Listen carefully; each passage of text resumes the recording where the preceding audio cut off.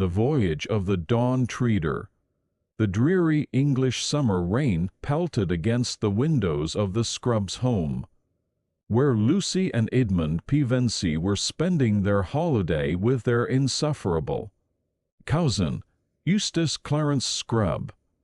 The stark contrast between the magical realm of Narnia and the mundane reality of wartime England weighed heavily on their hearts.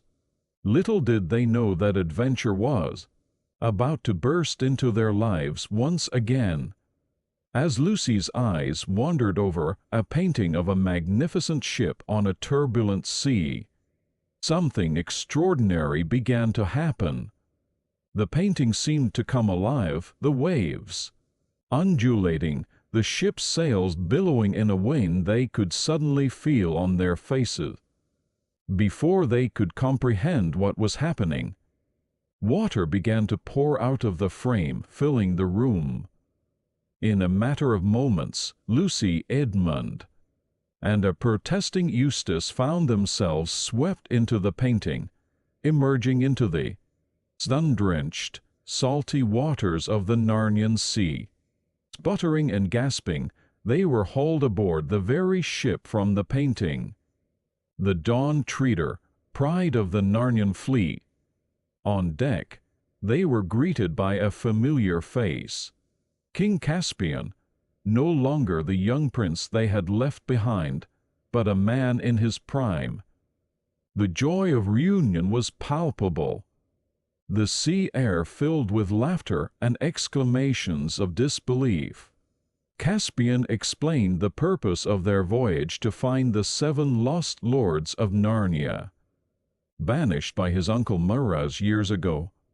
This quest would take them to the very edge of the world, into uncharted waters, where mystery and danger lurked in equal measure. The deck bustled with an eclectic crew, talking mice, dwarfs, fauns, and humans, all united in their loyalty to Caspian and their love for Narnia. As the Dawn Treader set sail into the unknown, Eustace's whining and complaining grated on everyone's nerves.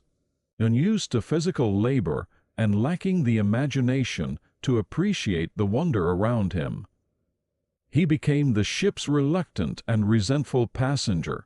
His journal entries, filled with self-pity and criticism of his companions, painted a stark contrast to the spirit of adventure that infused the rest of the crew. Their first major challenge came at the Lone Islands, once a territory of Narnia, but now a haven for slave traders. The landing party, including Caspian, Edmund, Lucy, and Eustace, was captured by these unscrupulous merchants. In the dank, oppressive slave market, they witnessed the cruel reality of human trafficking. It was here that they discovered the fate of Lord Byrne, one of the missing lords, and with his help, they overthrew the corrupt governor and restored Narnian rule to the islands. This taste of danger and heroism was just the beginning. As they sailed further east, they encountered ever stranger and more magical phenomena. They weathered a terrible storm, the ship creaking and groaning as massive waves threatened to swallow them whole. Through it all, Reepicheep, the valiant talking mouse, maintained his unwavering courage and enthusiasm, his small size belying his enormous heart. On a mysterious island, they stumbled upon a pool with the power to turn anything to gold. The temptation of such wealth nearly tore the crew apart, with greed threatening to overcome their better natures. It was a harsh lesson in the dangers of avarice, one that even the noble Caspian had to learn. But it was on Dragon Island that the most profound transformation occurred.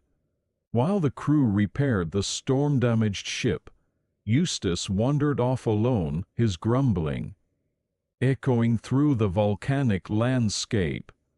In a dragon's cave, filled with glittering treasure, Eustace succumbed to greed, slipping a golden bracelet onto his arm before falling asleep on the dragon's hoard. When he awoke, he had been transformed into a dragon himself. Eustace's time as a dragon proved to be a turning point. Unable to speak, reliant on the kindness and understanding of those he had previously scorned, he began to see the world and himself differently. His scales became a physical manifestation of the layers of selfishness and spite he had built up over the years. It was only through Aslan's intervention, a painful process of peeling away these layers, that Eustace was returned to human form, changed inside and out. As they sailed on, they encountered the island of the Dufflipuds, invisible, one-legged creatures whose foolishness was matched only by their fear of the magician who ruled their island. Lucy's bravery was tested as she ventured into the magician's house to break the spell of invisibility. Facing her own insecurities and temptations along the way, the magician turned out to be Coryakin, a fallen star tasked with guiding the Dufflipuds. His wisdom and magic aided the voyagers, providing them with guidance for the challenges ahead. He warned them of the dark magic that lurked in the eastern seas, magic that could bring their deepest fears to life. This warning proved prophetic when they sailed into an unnatural darkness, a blackness so complete it seemed to smother all hope and light. In this inky void, each member of the crew faced their deepest fears and regrets. It was Lucy's unwavering faith that saw them through, her simple prayer to Aslan, bringing an albatross that guided them out of the darkness and into the light. Their journey led them to a pool of water that turned everything to gold, where they found another of the lost lords, transformed into a golden statue. The temptation of such wealth nearly overcame them, but the memory of Eustace's transformation and the fate of the golden lord sobered their desires. As they sailed further east, they encountered stranger and more wonderful sights. They came to an island where dreams, both good and terrifying, came true.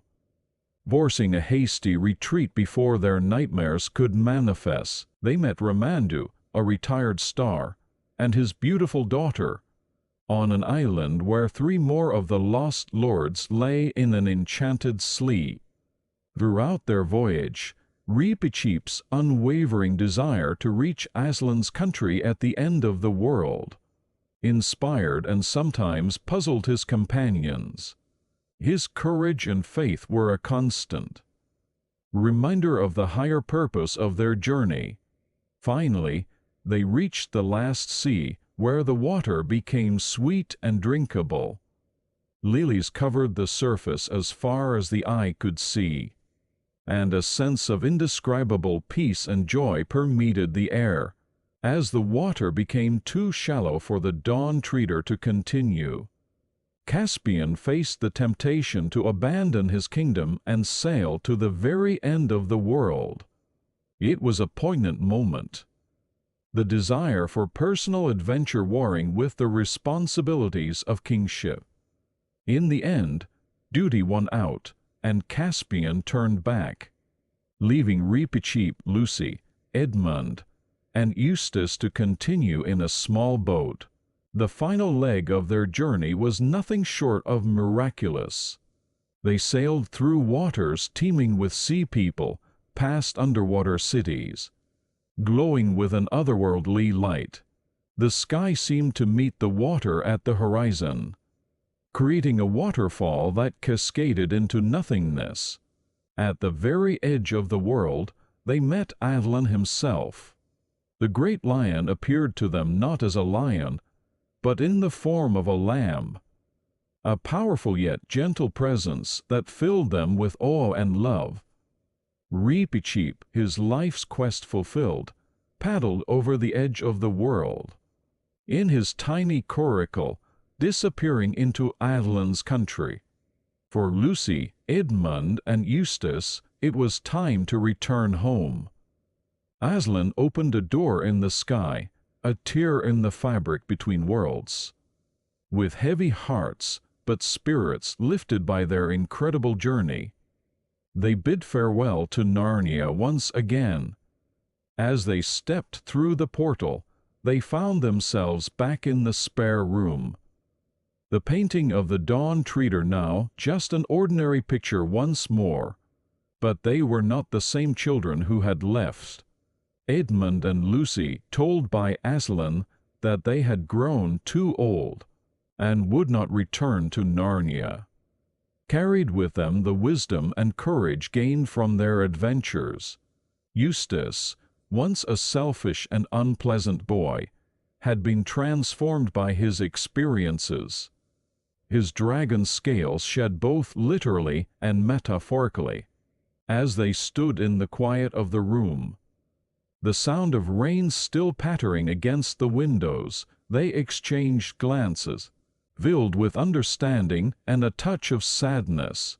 The magic of Narnia had changed them, shaped them, in ways they were only beginning to understand.